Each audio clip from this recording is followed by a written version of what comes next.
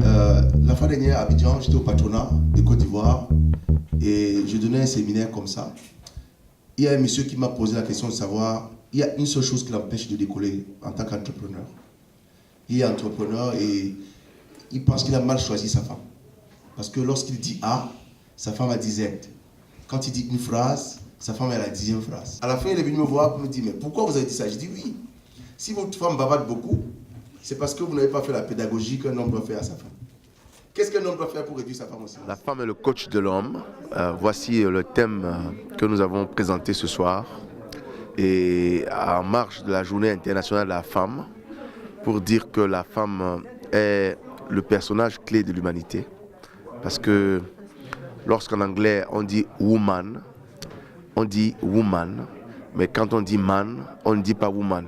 C'est-à-dire que dans woman, il y a man, mais dans man, il n'y a pas woman. Comme pour dire que dans une femme, il y a un homme, justement parce que c'est avec la côte de l'homme que la femme fut créée par Dieu.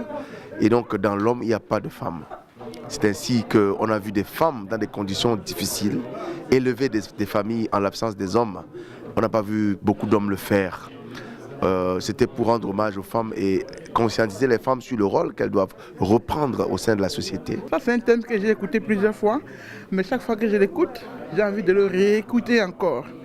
Alors, j'ai encore appris aujourd'hui et puis ça me conforte dans mon rôle de femme. Je suis bien contente qu'on ait fini une belle conférence avec un conférencier de renom, M. Roméo Chouaque, qui a partagé avec nous la femme est le coach de l'homme. La femme est la mère de l'humanité. La femme est celle sans quoi la vie n'a pas de sens. Alors c'est important de souligner cette journée-là, c'est important de trouver des moments de qualité pour avoir un temps de partage et de se retrouver et de savoir qui on est vraiment et qu'est-ce qu'on vaut pour, n'est-ce pas, impacter la société dans laquelle nous vivons. Et je suis venue avec une collègue qui s'appelle Sadatou. Elle a fait une conférence concernant la situation de l'Afrique, les situations d'inégalité et comment la violence a une racine et la racine c'est le patriarcat.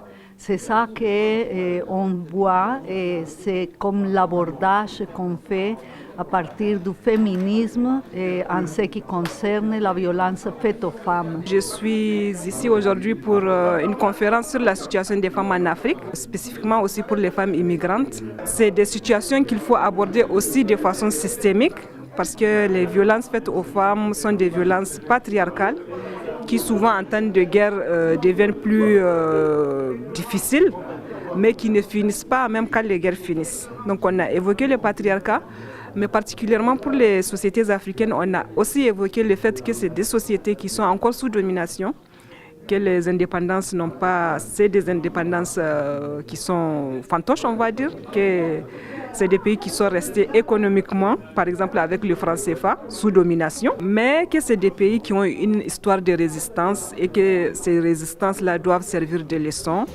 Des livres qui sont en train de sortir, par exemple, comme Figure des révolutionnaires africains de Bouamama, Africa Unite de Hamzat Boukari. Donc il y a beaucoup de productions intellectuelles qui peuvent aujourd'hui faire réfléchir sur la situation de l'Afrique, avoir un projet de société vraiment viable.